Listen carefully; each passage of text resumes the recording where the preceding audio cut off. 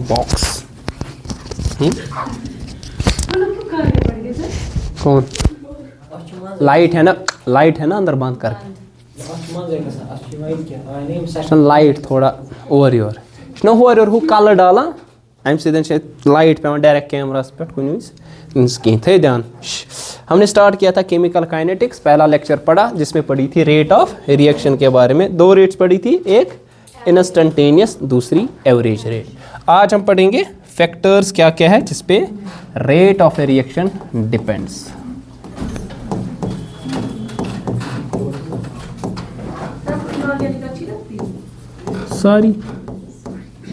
सारी चीज़ें जिसमें मतलब हाँ obviously as compared to inorganic physical, ये फिजिकल है, फिजिकल के उसमें कैलकुलेशन ज़्यादा होती है ना, वो पसंद है।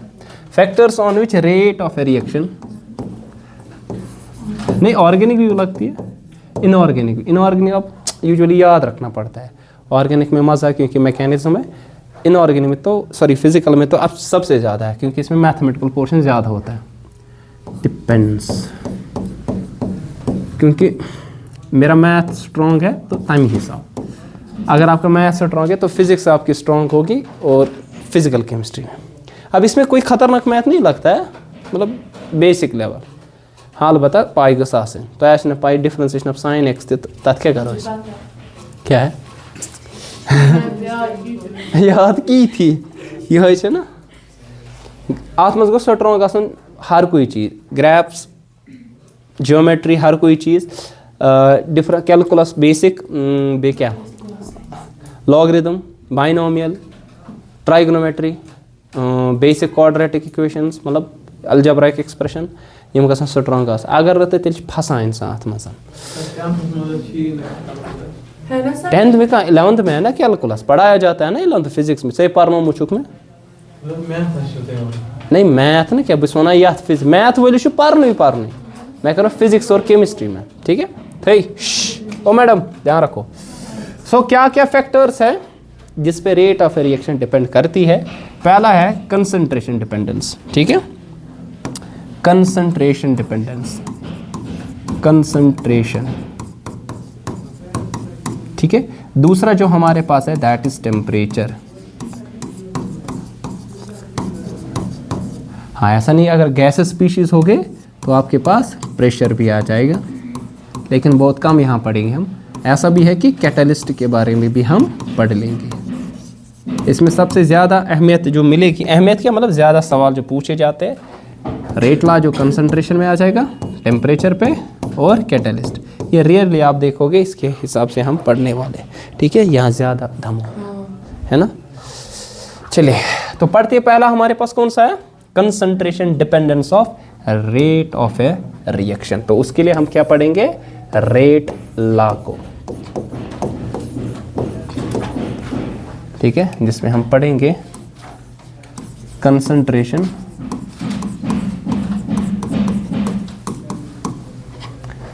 Dependence of rate of reaction, ठीक। सो कंसंट्रेशन डिपेंडेंस के लिए हमें रेट लॉ की ज़रूरत पड़ेगी।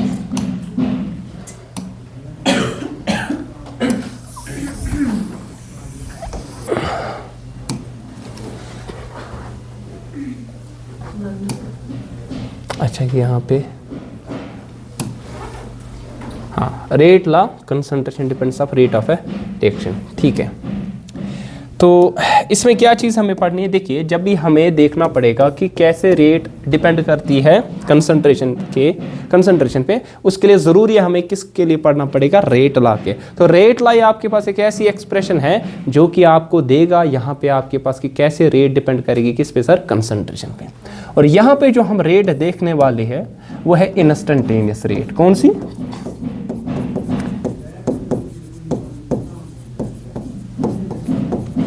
और इंस्टेंटेनियस रेट में क्या फ़र्क है और एवरेज रेट में, इंस्टेंटेनियस रेट वो रेट है रिएक्शन की जो एक पर्टिकुलर इंस्टेंट ऑफ टाइम पे देखते हैं, मतलब कि छोटा टाइम इंटरवल जहाँ पे हम डिफरेंशियल कोफिशिएंट का यूज़ करते हैं, क्वेश्चन पे डिफरेंशिएशन। वायरस एवरेज रेट में हम क्या देखते हैं, ओवरऑल इंटरवल ऑफ टाइम में। ओवरऑल इंटरवल ऑफ टाइम हमारे पास क्या आ जाएगा, let's suppose 100 seconds, but if you are suppose to find the rate in 0.1 second, that will at a particular instant, that will be instantaneous rate. ठीक है, सो उसके लिए हम कंसिडर करेंगे, मान लीजिए आपके पास consider a general reaction, consider a general reaction, हमारे पास कोई जनरल रिएक्शन है, whereas let's suppose take this one, AA plus BB, it gives some CC plus DD, where capital A capital B reactant, capital C capital D product, small a b c d के आपके पास stoichiometric coefficients आ जाएंगे। ठीक है, अब यहाँ पे हमारे पास जो इंस्टेंटेनियस रेट है कैसे हम डिनोट करते हैं, decrease in concentration of reactant with respect to sir time. According to this rate law, how we give this, sir? This rate it depends upon the concentration of reactants. Obviously, जितने ज़्यादा reactants होंगे उतनी आपके पास क्या होगी, rate ज़्यादा होगी. So it is directly proportional to concentration of a reactant mixture या reactant species. तो हम कहेंगे जो minus D R by D T जो कि रेट आपके पास instantaneous, it will be equal, यहाँ पे एक कांस्टेंट आएगा जिसको हम रेट कांस्टेंट कहते हैं, और बता दीजिए रिएक्टेंट में कौन कौन है, ए और बी है ना, स्पीशीज, ये 3 4 5 10 15 जो भी हो आपके पास होगा। तो मान लीजिए हमारे पास जितने भी रिएक्टेंट, यहाँ पे 2 मैंने लिखे, तो ए पे भी और बी पे भी, बट ए यहाँ पे कितनी बार है, स्मॉल ए टाइम, बी यहाँ पे कितनी बार है, स्मॉल बी, मतलब सपोज ये हो सकता है 2 टाइम्स 3 टाइम्स ऐसा हो सकता है। सो यहाँ पे भी पावर्स आ जाएंगे, ठीक है ना। अब वो पावर्स क्या आ जाएंगे, sir these powers it may be और may not be equal to the stoichiometric coefficients, मतलब सर कि आपके पास यहाँ पे पावर कुछ x आएगा, यहाँ पे कुछ पावर क्या आ जाएगा sir y, and this x and y it may और may not be equal to stoichiometric coefficient. Question pattern, ये जो x है ना ये हो सकता है a के बराबर, या x is different from a। ये जो y है ना ये हो सकता है कभी b के बराबर, या मेजॉरिटी केस में नहीं होता है, ठीक है ना। सो इट मे और may not be equal to stoichiometric coefficients. This expression we call this as rate law expression, ठीक है। So this expression is called rate law expression, ये वाली एक्सप्रेशन जो आपके पास आ जाएगी। So what is rate law expression, अगर हम इसको लिखे, what is rate law expression, sir rate law expression क्या देता है, गिव्स इंस्टेंटेनियस रेट, शाबाश, of a reaction in terms of concentration, molar concentration आया समझ, molarity, molar concentration of reactants with each term, शाबाश, with each term raise to some power, कुछ न कुछ पावर इसको हमने क्या किया सर, रेज, लेकिन वो पावर विच मे और may not be equal to stoichiometric coefficient, which may और may not be equal to stoichiometric, spelling क्या है,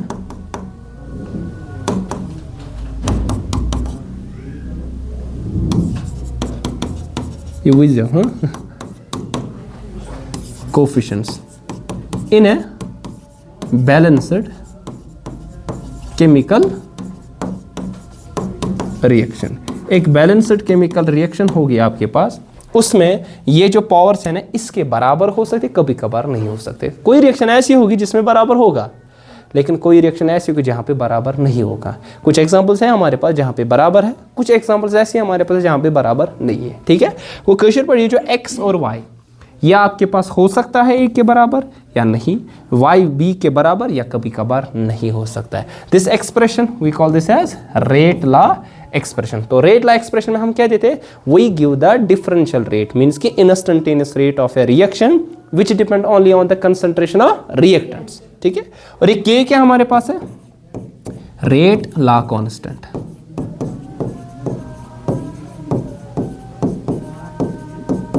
तो ऐसे उसमें इक्विलिब्रियम कांस्टेंट इस तरह होता है, इस तरह ये भी आपके पास यहाँ कांस्टेंट होगा। चलिए इसका यूनिट बता दीजिए, इसका यूनिट क्या आ जाएगा? इसका यूनिट सर, इसका यूनिट है ना, ये डिपेंड करेगा, ध्यान रख लीजिए, इसका यूनिट डिपेंड करेगा किस किस पे सर?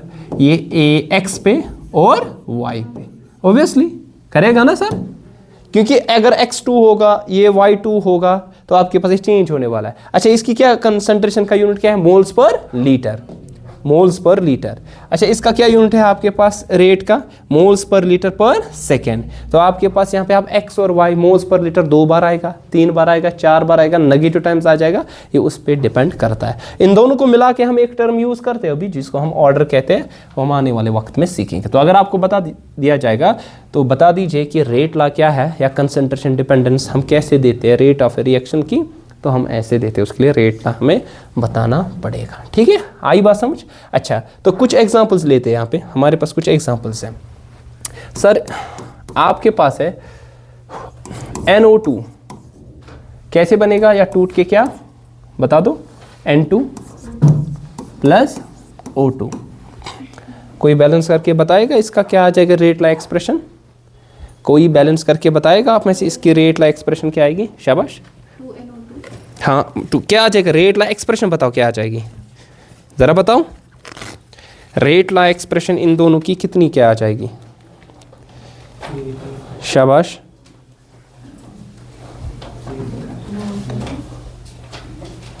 रेट ला एक्सप्रेशन इनकी क्या आ जाएगी?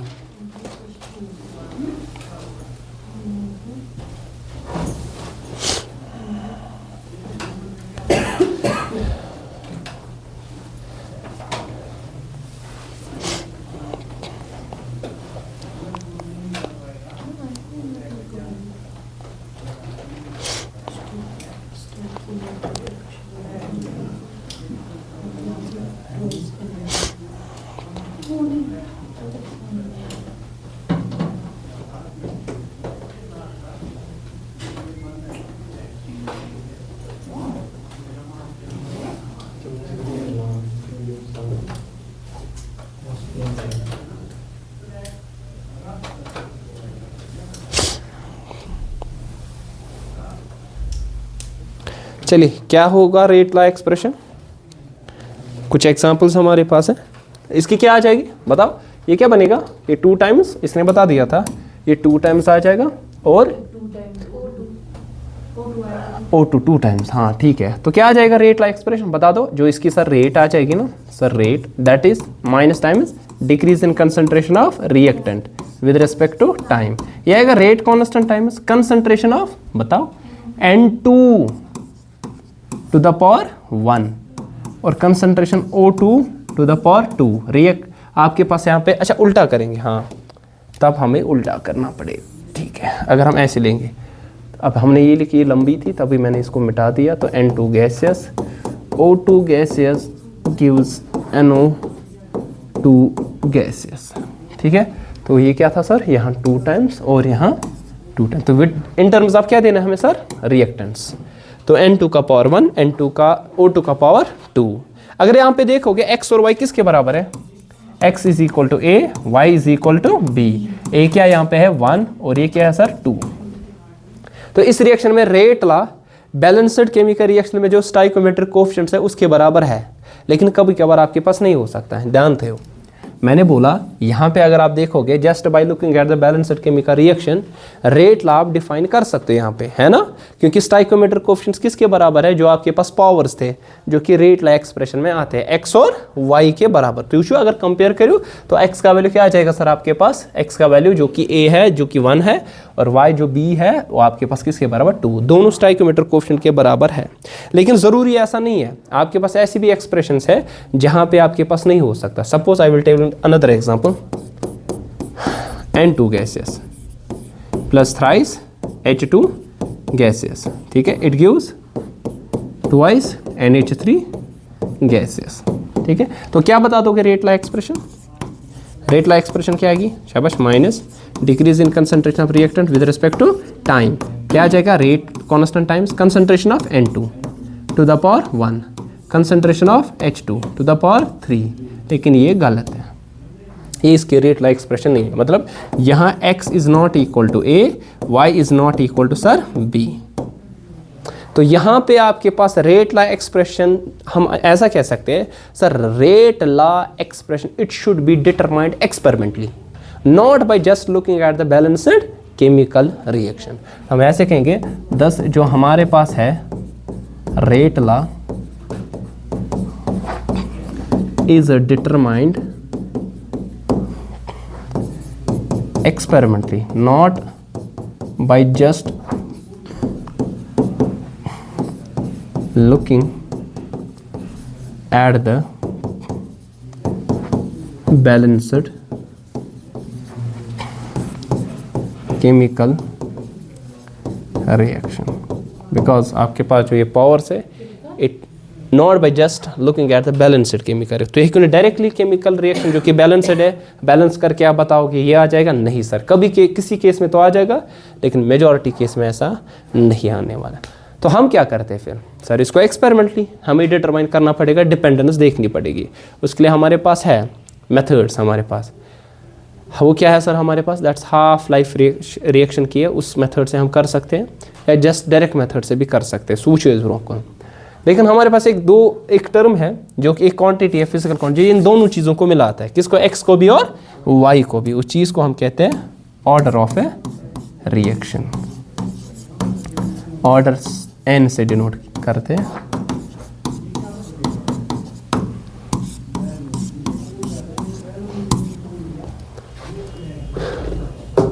What is order? ऑर्डर का मतलब क्या होता है सर? ऑर्डर, अगर आपके पास रेट ला जो मैंने अभी बताया था, ए प्लस बी सपोज कुछ भी, सी प्लस डी, ठीक है। तो इसके लिए रेट ला एक्सप्रेशन क्या आ जाएगी, जितने भी रिएक्टेंट्स, क्या क्या है रेट यहाँ पे हमारे पास रिएक्टेंट्स, एक तो हमारे पास था सर ए है टू द पावर x और b है टू द पावर y। अब ये पावर्स कभी बराबर हो सकते हैं, ये पावर्स कभी बराबर नहीं भी हो सकते हैं। अस्सलाम वालेकुम, एक सेकेंड।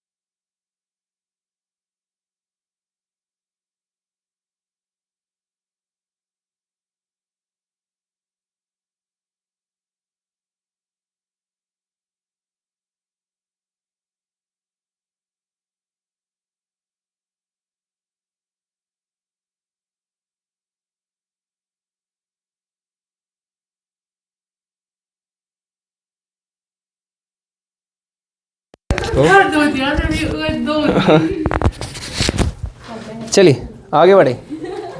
चलिए, तो हमारे पास जो rate of a reaction minus time is decrease in concentration of reactant with respect time, क्या आएगा, K A power X B power Y. Reactant यही दो है। अब यहाँ पे पावर्स क्या आया सर, एक्स और क्या आया सर, वाई। अब रेट ला एक्सप्रेशन, क्या हो गया, खैरियत है, क्या बात है, क्यों हंस रहे हो सर? रेट ला एक्सप्रेशन में सम ऑफ द पावर्स जो आपके पास आते हैं कंसंट्रेशन टर्म्स को इन रेट ला एक्सप्रेशन जो कि आप डिटरमाइन करोगे एक्सपेरिमेंटली, उनका सम, उसको हम ऑर्डर कहते हैं। So what is order, x plus y, है ना। सो ऑर्डर क्या होता है अगर डिफाइन करना होगा sir, order it is the sum of the powers, शाबाश, ऑफ द रिएक्टेंट स्पीशीज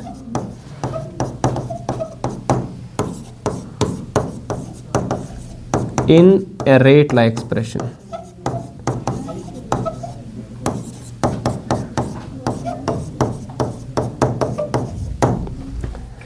ठीक है, रेट ला एक्सप्रेशन में जो सम ऑफ पावर्स आपके पास आ जाएंगे दैट्स एक्स एंड वाई, उनका सम करना है, वो आपके पास क्या आ जाएगा सर यहाँ पे ऑर्डर। मगर ये क्या आप ऑर्डर कर सकते हो just by looking at the balanced chemical reaction calculate? क्यों? क्योंकि रेट ला एक्सप्रेशन को नहीं किया जाएगा वैसे calculate, it should be determined experimentally, hence order should be determined experimentally. ठीक है, बात आई समझ? क्लियर? कोई कंफ्यूजन? अभी निकालूंगा वो सारा, जिसके मन में जो कंफ्यूजन है मुझे मालूम है क्या है वो कंफ्यूजन मैं अभी क्लास के बाद निकाल सकता हूँ। चलिए आगे बढ़ते हैं। ठीक है, चलिए देखिए, ध्यान रख लीजिए, ये जो ऑर्डर है ना, ये जो ऑर्डर हमारे पास है, it may B positive always, sorry it may B sir आपके पास हो सकता है 1, this order it may B 2, this order it may B 3 and it may be even fractional and it may be even 0 fractional. So इस तरह up to so on. So आपके पास ये क्या हो सकता है sir? It may be a whole number, it may be a whole number, या general में आप कह सकते हैं it may be a non negative real number. ठीक है, मतलब कि रियल नंबर का क्या होते हैं सर? इट्स समेशन पॉजिटिव, आपके पास जितने भी आपके पास आ जाएंगे इंटीजर्स, नेगेटिव इंटीजर जितने भी आ जाएंगे, या अगर बचपन में डेफिनेशन पढ़ी होगी P/Q फॉर्म में, where P and Q are integers और Q 0 नहीं होगा। वन अगर तुम समझने खतर वन बह यम 0 पे हेर किन कह थी ना, मतलब कि ऐसे इंटरवल्स में हम लिखते हैं, ये नंबर लाइन है, ये 0 है, 0 को भी लेना है इन्फिनिटी तक, इन्फिनिटी के बगैर, मतलब 0 का क्लोज्ड इंटरवल आएगा, मैथ पढ़ना किया तो 0 का क्लोज्ड इंटरवल आएगा और इसका ओपन इंटरवल, 0 से लेकर ऊपर तक। पॉजिटिव आपके पास आ सकता है, फ्रैक्शनल आपके पास आ सकता है, या आपके पास एक इंटीजर वैल्यू आ सकता है। 0 तो 0 ऑर्डर, तो इसको क्या कहेंगे? 0 ऑर्डर रिएक्शन। अच्छा, अगर n = 1 तो क्या कहेंगे सर? फर्स्ट ऑर्डर, जो कल हमने वहाँ पे बता दिया था, याद है? किस में? हिलास पायरोकुस ऑर्गेनिक केमिस्ट्री में पढ़ा था, वहाँ पे SN1 and SN2 by molecular, फिर एक्चुअली वहाँ पे ऑर्डर भी 2 होता है। n = 2 तो क्या आ जाएगा सर? Second order reaction. इस तरह टू सोसोन, इसमें ये 2 इंपॉर्टेंट है क्योंकि आपके सिलेबस में ये 2 है। ठीक,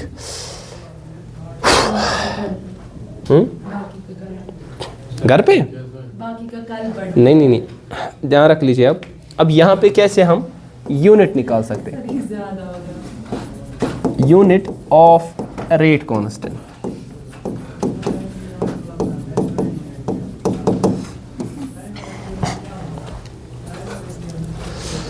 unit of a rate constant कैसे निकालेंगे? देखिए, हमने बोला जो रेट है, differential rate it's equal to rate constant, जितने भी रिएक्टेंट्स है उनका पावर n आएगा ना? n क्यों आएगा जरा बता। अच्छा, लिखना भी तू ही जिस आपकी भाषा में, जितने भी है a पावर x जो हमने देखा था, b पावर y, ये कहती है। अब ये इसका यूनिट क्या आएगा? मोल्स पर लीटर पर सेकंड। रेट का है, रेट कांस्टेंट, इसका क्या है? मोल्स पर लीटर है ना, कंसंट्रेशन उसका भी मोल्स पर litre, bases are same, powers are added, तो ये आ जाएगा मोल्स पर लीटर पावर 1 पर सेकेंड के। अच्छा, मोल्स पर लीटर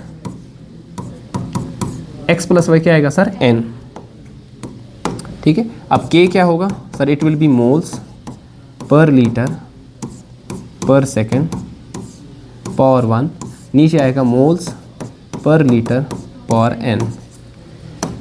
ठीक है, अब ये k का वैल्यू क्या आने वाला है?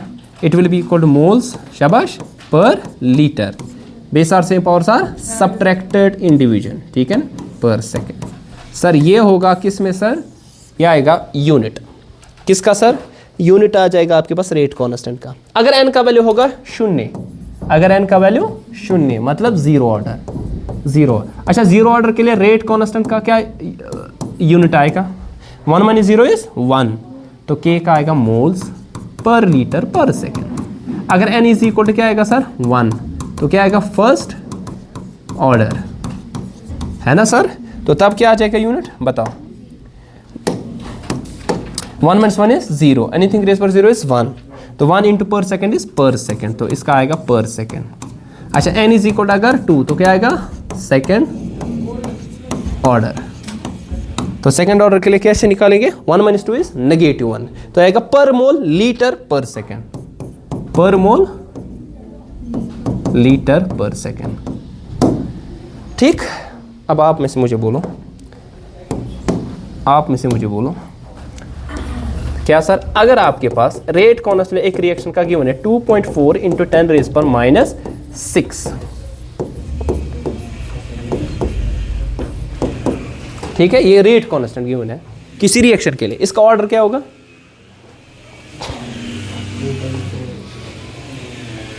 इसका ऑर्डर क्या होगा,